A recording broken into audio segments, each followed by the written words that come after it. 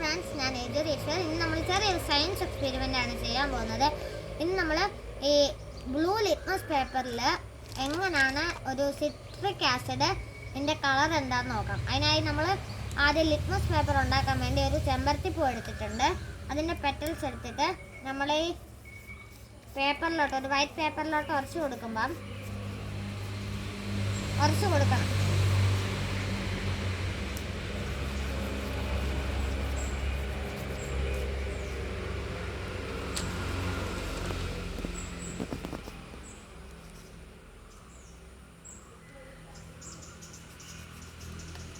നമുക്ക് അടുത്ത ചെമ്പരത്തിപ്പൂ കൊടുക്കാം.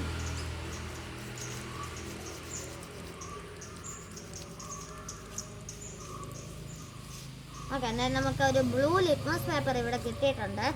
പിന്നെ നമ്മൾ ഈ ബ്ലൂ ലിറ്റ്മസ് പേപ്പറിലോട്ട് സിട്രിക് ആസിഡ് ലെമൺ ജ്യൂസ് നമുക്ക് ഇന്ന് ഒഴിച്ച് നോക്കാം.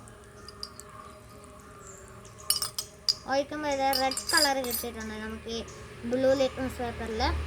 അന്നേരം ഈ ബ്ലൂ ലിറ്റ്മസ് പേപ്പറിൽ സിട്രിക് ആസിഡ് ഒഴിച്ചാൽ നമുക്ക് റെഡ് കളറാണ് കിട്ടുന്നത്.